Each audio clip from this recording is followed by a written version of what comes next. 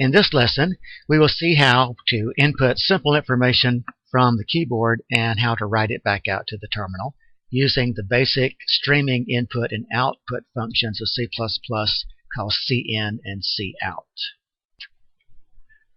This time we're going to start with a file that already exists. If you do not have this file, then you'll just need to pause the video when you see it appear on the screen and type everything in. And you can do that by adding a new item, as I showed you in video 1, or you can go to an editor and you can create this separately and save it and then bring it in to Visual Studio. At any rate, I'm going to add an existing item. So from the project menu, I'll select Add Existing Item. And the item that I want to bring in is going to be called cin cout area perimeter. So I'm going through this step to show you how to do that. So it's really very simple. As soon as you select project, add existing item, there you go. Then you just navigate to a folder that contains your C++ file. In order to see the text for the program appear in the Solution Explorer, you can double-click on the name of the program, and then it will appear in the editing window on the left. In these videos, I'm going to make this text larger. So at the very bottom, I can enter a percentage to increase or decrease the size of the font. And so I'll make it 125%. And to allow more room for editing, I'm going to close the Solution Explorer panel on the right. This program indicates that it's a program to compute the area and perimeter of a rectangle given the length and the width. So we're just going to do a simple calculation here. So we're going to illustrate the input with cin and output with cout. Then we're going to compare that to the older methods of input and output using scanf and printf. Scanf and printf are not going to be part of this course. So if you do not know what they are, then you might want to research those elsewhere. Okay, so in this simple example, I only need to have the pound include for the I/O stream. We're only going to be using input and output, and I will be using the namespace standard as I will at all of the programs we do. At the top of the program, I've declared some variables. So just inside main, I have length, width, area, and perimeter, all of type double. Now we're going to use cin to read values for the length and the width, and then we're going to compute some things, and we'll use cout for output. What I've included also in this example are some references to the old-fashioned Printf and Scanf. And for the time being, I'm just going to push those down, and we'll look at those after we do the program with cin and cout. Well, first of all, let's see if we can output a title. It's good to put some descriptive information on the screen, and this shows you again the simple way of outputting with cout with a string constant. So then we're just going to have a double quote, and we're going to type the information that we want. And this information is going to say program to compute and output the area and perimeter. Program to compute and output the area and perimeter. And as this becomes too long, if your text becomes too long, then you can close it with a double quote, and then you can continue on the next line using another insertion operator. Okay, I would like to put a space after the R over here.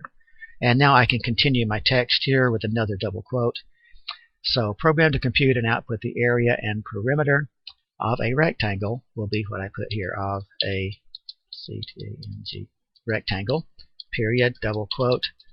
And to go to the next line to do a carriage return, I'll do an end line. Now, if I didn't do that, the next cout statement that I did would put the information on the same line as this one, so I don't want that.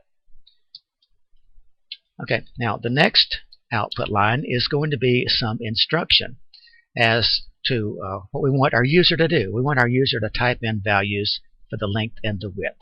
So let's do cout and a double quote. Type in the length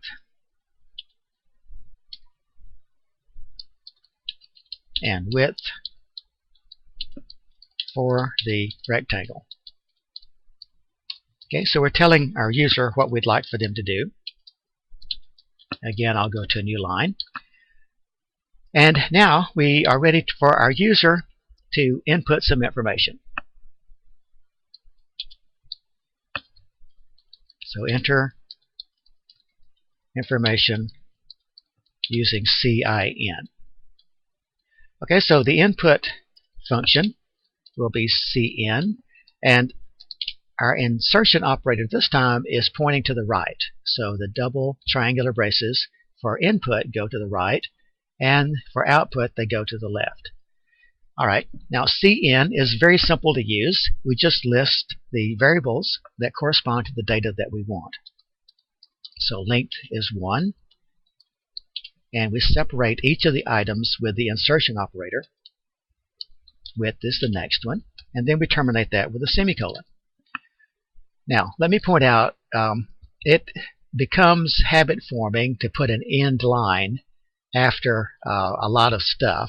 So you might also fall into the trap of putting an end line here, but end line does not match with CIN. Okay, end line only is used when you're outputting information. You can't input a carriage return. Alright, now this will read in the two values for the length and width. So now we just need to do the calculations. And before we do that, let's skip a line or two here. So let's do another cout, end line, and another end line like that. So that will give us some space on the screen after the numbers have been input. Okay, so now we're going to perform the calculations. And they're very easy. The perimeter is just equal to 2 times the length plus 2 times the width, semicolon. Area, of course, area is just length times width, semicolon. Now we're ready to write our information back out to the screen. What I want to do is to output all four numbers, the length, the width, the perimeter, and the area. So let's use our simple cout to do that. So cout, and I want to identify each one. So use a double quote. The word length is equal to double quote, and then the variable length, and then an end line. And I'll do this for the other three items. Cout, double quote, width equals double quote, and the variable width followed by end line. Okay, cout perimeter. Okay, the word perimeter equals, and a double quote followed by the variable perimeter,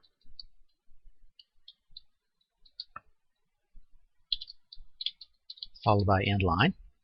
And finally the last one, okay, cout double quote area is equal to double quote the variable area and end line. And let's do another end line here because that's the last output, so we'll get two carriage returns, which will give us a blank space in between. Alright, so we had a bunch of space here, and I want to pause the program at this point just to see what this output looks like before we go down to the Printf Scanf part of this. So I'm going to include another system pause right here. Okay, so you can have as many of these as you want to, and what this will do is to just make your program pause at this point so that you can see all the results that we've done up to that point. Then we could hit any key to continue, and we will see the rest of this. Okay, so again, before we look at the Printf and Scanf, let's compile and see what kind of output we get here and how the program behaves. So I'm going to build the program. When the compilation is complete, then again, and this window will come up and you'll see build one succeeded. And all the way down at the bottom in the lower left-hand corner, you'll also see a message, build succeeded. So that means you did not have any compilation errors. If you did have errors, those errors would also show up in this area, and they would help you to determine what they are. Then you would have to go back to the code here and make corrections, and those are always syntax errors. Now, since this is compiled, we can execute it by clicking the green VCR control at the top, and we'll see our black reverse video window appear shortly. Alright, so now this window will have all the text that we indicated that we wanted with the cout statement. Program to compute and output the area and perimeter of a rectangle. Type in the length and width for the rectangle, and the cursor is blinking. It's waiting for us to enter some information. Okay, so let's type in something pretty simple here. So let's say for the length we want 8.5 inches space, and for the width let's go with 4.25. So those two numbers will be the length and the width. And when I hit enter, then we do the calculation, and you'll see the answers show up. So for these four cout statements, we have length is equal to 8.5, perimeter 4.25. We calculate the perimeter and print that out, and then we output the area. So those are the results that we get so far. Now I'm going to go ahead and press any key to continue, and what that will do is to allow us to repeat the same problem, but this time we're going to use a Printf and a Scanf, and I'll come back to this one more time. We'll compute the perimeter and the area, and then we'll output the values. So let's see what we get when that happens. Okay, I'll press enter, and now we've got another message. Enter real numbers for the length and the width. Let's do something different. Let's suppose we have 10.7 for the length, and we only have, let's say, 5.2 for the width. Okay, so with our printf statement, we have the length and the width, the perimeter, the area, and we get the same output. We get the same numbers in almost the same format, and we can make it look identical by putting a end line or carriage feed in here. But you see that that does also work. Now I'm going to close this out, and I'm just going to briefly go back and talk about the Printf and Scanf.